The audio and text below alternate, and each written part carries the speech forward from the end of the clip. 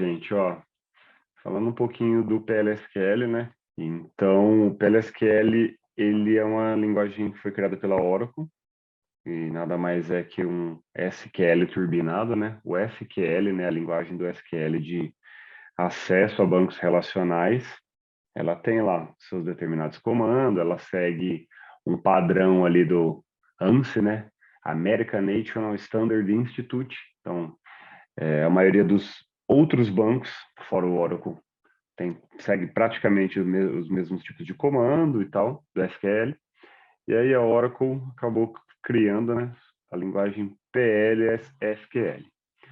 E o PLSQL nada mais é que é Procedural Language SQL. Então é uma linguagem SQL que você consegue programar nela. Consegue fazer a criação de objeto, de função, procedimentos, e é isso daí que está na unidade, tá? Só revisando, então, ó, o padrão da base SQL oferece apenas comandos de manipulação de dados, como leitura, gravação, alteração e remoção de registro. Para processar uma regra de negócio, ainda são necessários comandos de controle de fluxo, tratamento de exceções, falhas e manipulação de objeto, entre outros. A linguagem PLSQL estende o SQL, adicionando o que é necessário para a construção de códigos de missão crítica a serem executados pelo próprio SGBD. Então, a gente vai ver construção de bloco de código, nome de objeto, variável, operadores lógicos, procedures, funções, triggers e packages, e o tratamento de exceções também no caso de erro do nosso código, tá? A linguagem PLSQL é estruturada através de blocos de código que são executados diretamente pelo banco de dados. O banco de dados armazena, executa e disponibiliza esses blocos de código para a utilização das aplicações. Dessa forma, regras que sejam inerentes aos dados e sua segurança são definidas e mantidas em uma única plataforma, dentro do banco, tá?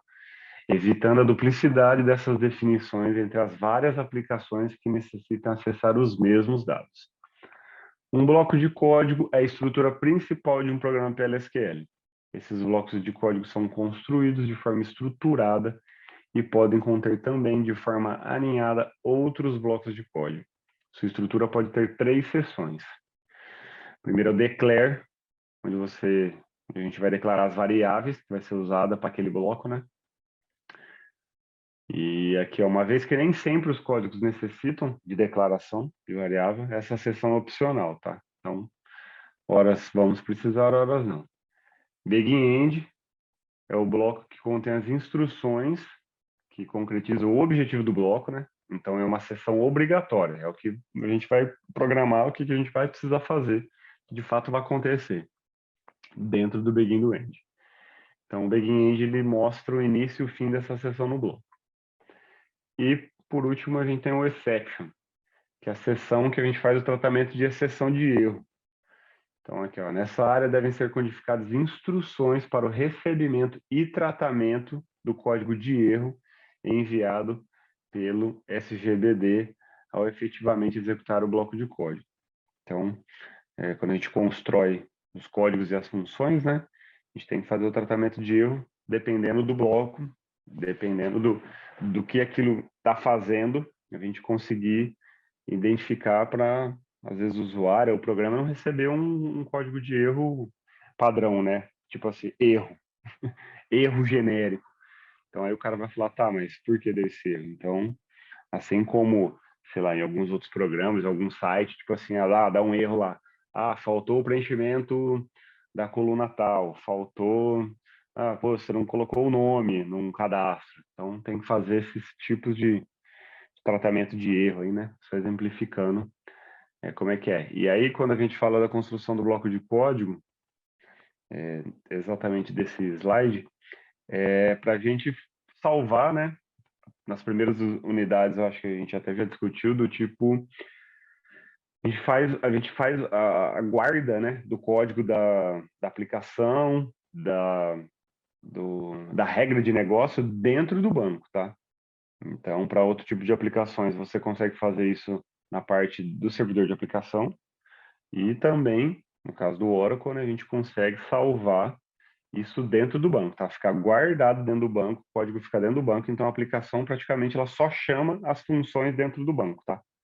Então ela vai falar, eu preciso de uma função para fazer o cálculo de um imposto, ou do cálculo de uma venda, ou de alguma coisa, né? Ou de um pedido que vai tirar de uma tabela, vai jogar para outra.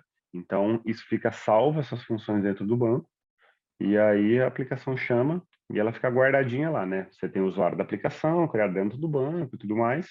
E aí a gente faz a guarda desses códigos dentro do banco. Vamos lá. O exemplo da estrutura de um bloco de código PLSQL. Então ali, ó, que eu tinha falado antes, ó, o declare, begin, o exception e fim do bloco, né? Então aqui no declare, contém a declaração da variável soma de tipo numérico com precisão de 4 dígitos, né? Então ele fez a declaração da variável ali. No begin contém a instrução para atribuir a variável soma, adição do número 55, 58 e também a chamada ao pacote DBMS output para retornar o valor da soma. O pacote DBMS output é um pacote fornecido com a linguagem e ainda nessa unidade teremos um toque para que você conheça os packages oferecidos pelo PLSQL. Vai ter um dos slides aí que a gente consegue ver uns packages padrões, né, da Oracle que fica no banco. Então, preciso fazer uma saída, né, do valor dessa soma aí, no caso, da variável da soma. Então, você chama essa package que é onde ela faz a exibição, tá? E o exception, no caso de erro, executa a chamada ao pacote raise application error, retornando o erro para a aplicação. Então, mais um pacote no caso do tratamento de erro, tá? Então, ele vai mostrar na tela aí, se der erro na soma, né? Se você inserir um valor errado, colocar um valor, sei lá, negativo, ou tentar colocar um outro caractere aí, ele vai dar o erro ali, ó. Ele vai mostrar o erro, no caso 2001, erro ao somar os valores. Olha, devemos ter atenção ao escopo das variáveis declaradas em blocos aninhados. O escopo da variável é limitado ao bloco em que ela foi declarada. Em situações em que blocos de código são aninhados, né, faz um bloco dentro do outro bloco, uma variável declarada em um bloco interno não é acessível ao bloco mais externo. Quando houver necessidade de um bloco externo acessar uma variável manipulada por um bloco interno, ela também deve ser declarada no bloco externo, tá? Então, quando tem bloco dentro de bloco, variável conversando com variável, então a gente tem que fazer a declaração e se atentar muito nesse detalhe para ter essas declarações de variáveis, tá? Que elas ficam somente para aquele bloco. Vamos lá. Nomeação de objetos e variáveis, operadores lógicos e tipos de dados no PLSQL. Então, ao nomear os objetos e as variáveis, né, que a gente vai declarar, que a gente vai definir, que a gente vai criar, então, isso é permitido esses tipos de caracteres, né? A, Z, maiúscula e minúscula, número de 0 a 9, caracteres especiais, né? E a gente tem que perceber também essas limitações, tá? Quantidade máxima de caracteres é 30. Para palavras reservadas, como aquelas que nomeiam instruções ou objetos do próprio LSQL, não pode ser usado. Tipo, quiser chamar um objeto com o nome de um comando aí, né? Tipo um select, alguma coisa, a gente não vai conseguir, tá? Isso vai dar erro no código. Podem ser usados letras, números e alguns caracteres especiais. O primeiro caractere de um identificador deve obrigatoriamente ser uma letra. E os operadores lógicos disponíveis são, né? Os operadores relacionais, né? Maior, menor, igual, não igual, is null, not null, maior igual, menor igual, and, or, not. E os tipos de dados são aqueles que a gente já viu na aula passada, né? A gente fez as definições dos dados para as tabelas, quando a gente cria as colunas. Então, já é mais ou menos nessa ideia para os tipos de dados, né? Vamos lá. Próximo. Procedures ou procedimentos, funções, functions, triggers, gatilhos e packages, pacotes. São os blocos de código PLSQL armazenados e executados pelo SGBD. e cada um deles possui uma finalidade e modo de execução específico.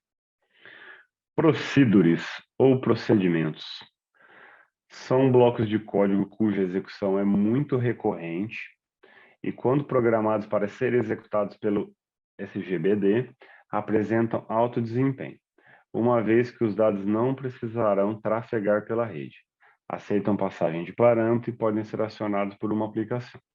Aquilo que eu já tinha comentado um pouquinho antes, né? A gente faz esses códigos, a aplicação somente vai executar.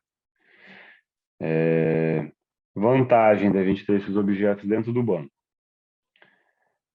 O dado já está lá. Se às vezes a gente faz uma aplicação e os códigos estão no servidor de aplicação, né? Ela vai executar no servidor de aplicação e ela vai se comunicar com o banco e fazer todo esse entendimento de tráfego. Então, quando a gente chama no banco, né? Ele executa no banco, já pega os dados lá que seja e aí ele exibe ou joga isso para a aplicação, tá? Falando das funções agora. As funções são blocos de código com a mesma estrutura e finalidade de uma procedure, porém podem retornar valores para a aplicação pelo qual foram acionadas. A diferença da procedure de uma função é que a função ela vai ter uma saída, ela vai retornar um valor, tá?